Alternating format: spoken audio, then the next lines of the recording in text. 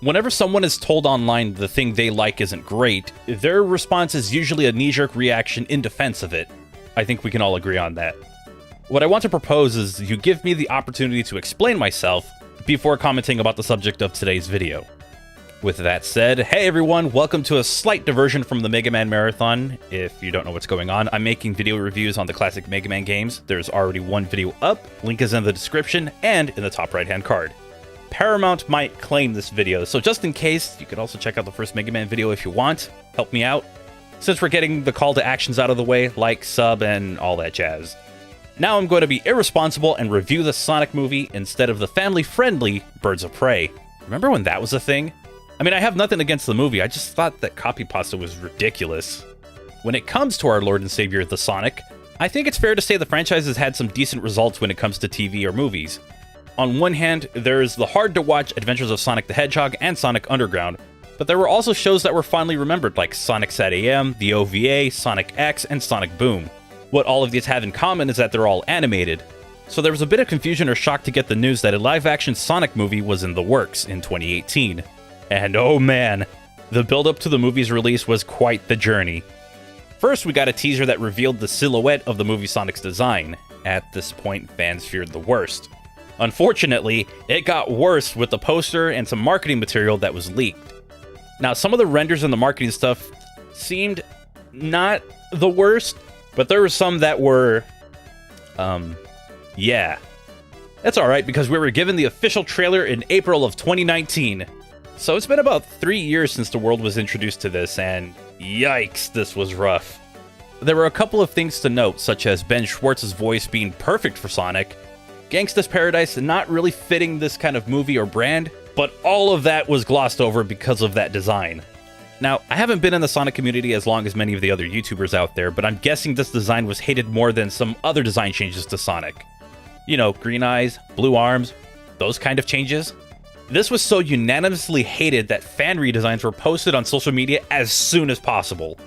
And because of the backlash of this design, the movie had to be delayed so they could redesign Sonic, with Tyson Hesse as the lead of this redesign. Thankfully, a second trailer was released to the opposite reaction. Different music, different design, something that felt like a real trailer, to the point where there was some discussion on whether or not the original trailer was a marketing stunt to get more eyes on the movie. I don't necessarily believe this, but if it's true, this was quite the $5 million stunt.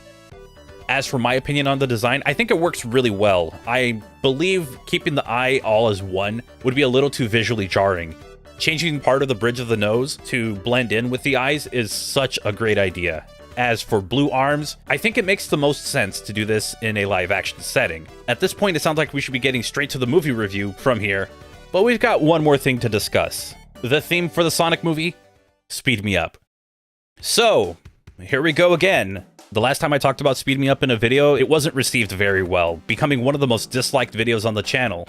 So let me right that wrong by repeating what I didn't like about the song and the video, but this time with a script. Probably should have done that in the first place.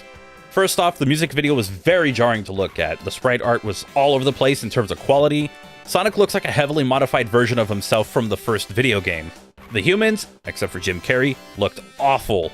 I don't know what the reference is for the running animations or for their overall designs, but this was laughable. There are more things to pick apart, and trust me, I did find a few, but those were the ones that stood out as the worst. Now for the song itself, yes, it uses a beat similar to Metropolis Zone. Cool, I guess. It would have been nice if the rapping in the song was any good. I know this is a bitter pill to swallow, but this song sucks. These days, I could tolerate the lyrics having nothing to do with the plot or the characters, but not when they're this nonsensical. Seriously, read the lyrics and you'll understand what I mean. But what about the references to Knuckles and Best Friend Named Tails? Yeah, those are either not references or are so lazily shoehorned in, I won't even entertain the idea.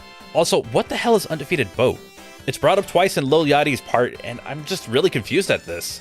Oh, and a Google search doesn't help. Part of the song is flexing about wealth, or talking about a date. Anything else that wasn't those, I couldn't make heads or tails of it.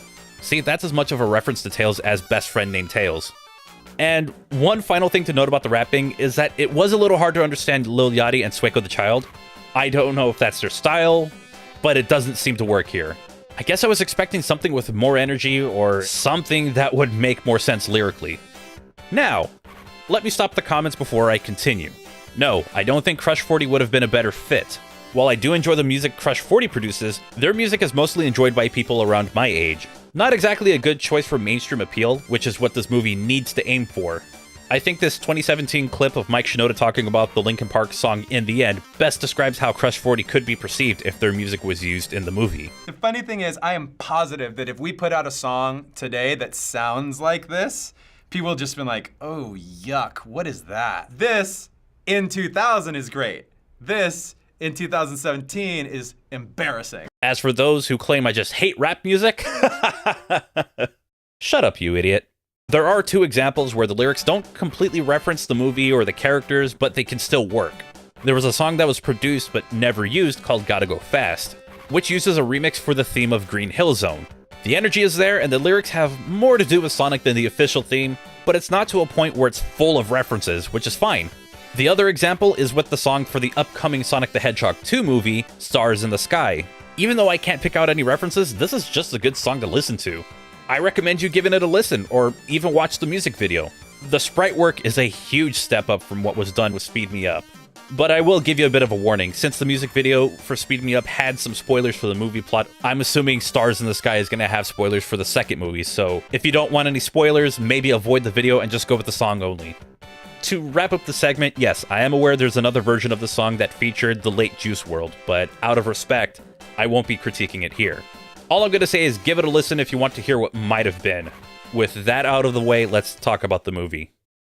We start off in a city to be named later as Sonic is being chased by the one and only Jim Carrey. Yep, that's our Dr. Robotnik. This comes to a stop as we get a Deadpool-style interruption where we rewind all the way back to when Sonic ended up on Earth. Get used to Green Hill Zone because it's the only time we'll ever see it. It starts with Baby Sonic running around to then end up running into an owl named Longclaw. She is Sonic's guardian and is aware of his powers and the dangers of hiding him. Unfortunately, Sonic's reckless nature attracts the Echidna tribe, who attempts to capture him. By the request of Longclaw, after being wounded, Sonic uses one of his rings to travel to Earth, possibly losing his guardian at the same time. Look, it's never confirmed whether or not Longclaw dies, but with the Echidna archers, I think she's a goner. So far, the CG in the movie is pretty solid. I just really wish we could see more of Sonic's world, but for what we got, it looks good.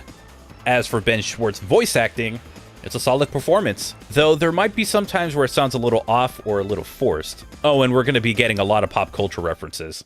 Anyways, 10 years later, we're introduced to Tom Wachowski on the side of the road. As he just sits there, waiting for anything to happen, Sonic decides to have a little fun with them. After scaring the crap out of a turtle he saved, we are then introduced to the Blue Hedgehog's hideout. Really doesn't take too long to get the references in there, huh? I appreciate them. So we're told that if he were to be discovered by people, he is to use the rings that Longclaw gave him to go into another planet covered in mushrooms. I hate mushrooms. Either this is a dig at some Nintendo character or Mushroom Hill Zone. I feel like that one could go either way. We continue our tour of the nearby city, Green Hills. We get to hear about some of the residents, Donut Lord, Pretzel Lady, and Crazy Carl, who's decided to shitpost for everyone. Oh wait, that's his interpretation of the Blue Devil. It's interesting to know Sonic is having a blast watching people from afar. Watching Tom work, watching his wife Maddie do yoga or stretch or whatever this is, and getting a free movie to watch. I find the choice in movie to be hilarious. Not because this movie released around the time that people wouldn't shut up about Keanu Reeves. You're breathtaking! But the fact that Sonic likes the movie Speed, an alien creature of good taste. But I wonder how he reacted to the first time he saw Dennis Hopper's head taken off. Probably not well. Eventually we start to find out how alone Sonic is, and it really starts to sink in. So much that he accidentally uses his powers out of frustration and knocks out power to the entire Pacific Northwest of the US. Now, rewinding a bit, Green Hills Sheriff Tom Wachowski, you know, that guy. His whole thing in the movie is that he wants to give himself a greater challenge, so he wants to join the San Francisco Police Department. I gotta give Maddie some credit in the next scene. She had 2 cakes ready for whatever the result was. And I'll be honest, that one got a good laugh out of me. Back to the power outage, as Tom is scrambling around, he receives a call from Wade, who is incompetent. I didn't mention him earlier because, let's be completely honest, he's a one-dimensional idiot. That's his only purpose in the film, to get a laugh if possible. We then get a scene from the Pentagon where it is decided, after a bit of out-of-place sarcasm from Commander Walters, that they have one person who is perfect for the job to find out what exactly happened. Now we're properly introduced to Dr. Robotnik, and we get a good idea of who he is. Someone who values his inventions over human beings and flaunting his accomplishments to others because superiority complex? Probably. From here, he sends his egg-shaped robots to the source of the blackout, which is close to Sonic's hideout. With not enough time to use his ring and nowhere to go, Sonic decides to hide in the shed in Tom's house. Just before he can escape Earth, he is discovered and shot. And before passing out, he reads Tom's San Francisco shirt. This is how the bag of rings end up on top of the Transamerica Pyramid. Once he wakes up, he explains the rings are used for travel and that there are people after him. Tom accepts his plea for help and lets him hide. This is where Robotnik shows up, attempts to belittle Tom, and discovers that something is up when he spots the electric quill. He then threatens Tom, Sonic reveals himself, and Tom knocks out Robotnik. Not gonna lie, Robotnik seems pretty spot on to his video game counterpart, where he's supposed to be a genius but is easily outsmarted by other characters, or made to look stupid. After our heroes make their escape, oh hey, it's Agent Stone. And who's that following him? After being questioned to why he didn't follow Tom, our heroes are now labeled as terrorists. Well, the one who punched the doctor is. On the road, Tom reluctantly agrees to take Sonic to San Francisco. Anyways, Tom makes a call for help to Wade. Robotnik grabs the phone to tell him, Hello? Hello? We are then ready to question Robotnik's intelligence because Wade makes him sound like an idiot. Yeah, I'm not giving him credit for that one. I'm going to skip most of the bar scene since it goes on for minutes and all we get out of it is Sonic is writing down some references, some foreshadowing, and there's a fight. Oh wait, this shows how fast Sonic really is, which has to be light speed or even faster, since everything seems to be frozen in time. Robotnik, using math probably, figures out where the two are and chases after them. Back to our duo, Sonic is angry at the fact that Tom wants to leave Green Hills and work in San Francisco. All a part of his bucket list. Well, damn, Sonic! Not everyone has the ambitious dream of staying in the little town they lived in their whole life. Anyways, as Robotnik gets a little too attached, Sonic uses his power out of frustration once again to destroy the vehicle. After activating his Fortnite emote, our duo is back to running away.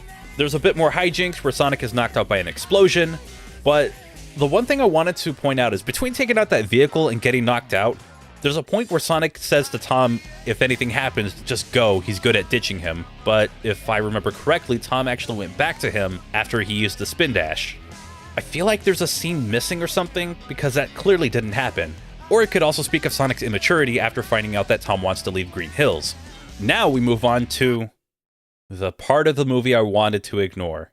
So Maddie has a sister who absolutely hates Tom. Earlier in the movie, she is mentioned, as well as a cringe product placement for the Olive Garden. In the Olive Garden. Ah, because when you're there. Your family. Blech. Anyways, her name is Rachel, and she is another one-dimensional character who exists for one purpose. When I first saw the movie, I actually thought she was going to be the one to turn Tom in, but this is not what I was expecting. I feel like Maddie had a hand in restraining her sister, so you know what? She's the best character in the film. Calm, collected, willing to help out her husband because they're trying to help out an alien hedgehog. This segment is also where JoJo, Rachel's daughter, gives Sonic a pair of familiar-looking sneakers. By the way, Sonic's feet. Paramount, you've unleashed a curse that some are going to remember for the rest of their lives. I hope you're happy. There's also a dog who just happens to make it as the third best character in the movie. Anyways, Maddie agrees to help out Tom and Sonic, and once again proves why she's the best character in the movie. She'll be fine. Yeah, let's do that. This is my house! In San Francisco, Sonic realizes he can't make it to the top of the building. But hey, a little abuse of power never hurt, right? Once he receives the rings again, Dr. Robotnik makes an appearance and he's ready to kill them. After a little nudge, Sonic's super speed takes over again. Only problem, that quill that Dr. Robotnik found in Tom's house is now being used to allow him to move as fast as Sonic. A ring is used just in time to save Tom and Maddie, while Sonic is being chased by the newly named Eggman. Hey, we're back to where the movie started. We get a very brief world tour, France, China, Egypt, but it's cut short as we go back to Green Hills. As Robotnik is just about to finish Sonic off, Tom uses one of the rings to sneak up on the crazy doctor and gets a good few shots in. I'm the donut lord, you son of a... No swearing, no swearing. A back and forth conversation that leads to friendship is my superpower, or something like that, and Sonic kicks out at 2. That's a wrestling joke, to go with the other wrestling joke. He's able to get his power from the quill back, somehow, and sends Robotnik to the Mushroom World. Thanks for the assist, Tom. Now that things are back to normal, Walters shows up and rewards Tom and Maddie with a product placement for the Olive Garden. Have you tried their never-ending pasta bowl? Oh well. Sonic is given a new home, and that's the movie. Robotnik makes a transformation to a more familiar look, and that's the movie. Oh, and Tails appears from a ring as well. Now the movie is over. Honestly, I didn't think I was going to have so many comments about what went on, and for those wondering, why don't you think it's amazing? We can get into that. I think the movie did a great job of creating a version of Sonic that isn't one-to-one with the games, giving it its own identity. I'm still a bit confused of the origin of Sonic's electric powers, and being able to freeze time, because I doubt he's moving at the speed of sound, and I think he's probably moving a bit faster. I hope we can get some context to how fast Sonic really is or what the source of these powers are in the second movie. As for the acting, most of it is pretty solid, though I feel some of the voice acting is a bit forced and the product placement is insufferable. Not because product placement bad, it was just really forced. Sonic is written pretty well, but maybe a little too well. There were times where I was annoyed with him, so I guess that worked. Tom and Maddie are written well enough, though it seems like those are roles that could be played by just about anyone, but they get the job done. The side characters were very one-dimensional. They exist to be tropes. Dim-witted friend, the in-law that hates the main character, and the villain's assistant. I didn't mention Lee Majub as Agent Stone because there wasn't really a lot to say about his character, and he disappears around the last third of the movie. And I know this is not an original thing to say, but Jim Carrey was the comedic workhorse of the film. His delivery and movement, whether he needs to be funny, serious, or psychotic, is fantastic. It's almost like the role was written specifically for him. If anything, I say the movie isn't amazing because it didn't really feel like a proper Sonic movie. I'm sure this point has been explained so many times, but it really does come off as a movie starring Sonic, rather than being a Sonic movie. Seeing Sonic's homeworld was great, but that was only the first few minutes of the film. I mean, I get it. Its only purpose was to establish who Sonic is, where he comes from, what he's capable of, and why he has to hide. In fact, that's the whole first movie in a nutshell. Introduce the characters for the inevitable sequel. Yeah, it's not amazing. It's not the perfect Sonic feature film, but it didn't need to be. It just needed to be a fun movie to watch, and that's what it was for me. Fun. Hey everyone, thank you so much for watching my first movie review. In the event that this has been claimed by Paramount or something, you want to help me out by checking out my Mega Man video? That'll probably help me recoup whatever potential loss of ad revenue I'll get, if there is a claim. Welcome to YouTube, am I right? But if you did like the video, feel free to like it, share it around, subscribe to the channel if you want to see more videos like this. I would really appreciate feedback on the video, as this is uncharted territory for me. What should I change with the review, the pacing, the visuals? Any and all help is greatly appreciated. Just remember, with the visuals, I'm limited to what I can do because copyright. And I'm only requesting this because I do want to do something related to the Mega Man videos when I get back to that marathon. At this time, I want to shout out my supporters who still don't have a proper name. I'm still workshopping that one. They are the channel members and patrons who are supporting the channel with a monthly contribution, and the $1 tier members have their names scrolling at the bottom of the screen right now. But the $5 tier members get their names shouted out. They are Dork in a Hat, Tactical Discord, Martin YT Plays, Ultrasonic Hero, and Ryan Rolds over on Patreon. If you want to support the channel with a monthly contribution as well as get videos in early access, you can click the join button below the video or use the link to my Patreon. That's patreon.com/GottaBeFrank. If you want updates to see what I'm up to, I've got Twitter, my Discord server, Twitch, TikTok, Instagram, stuff like that. Those will also be linked below this video. And until the next video, I hope you all have a wonderful and safe day, and I'll see you then. Take care.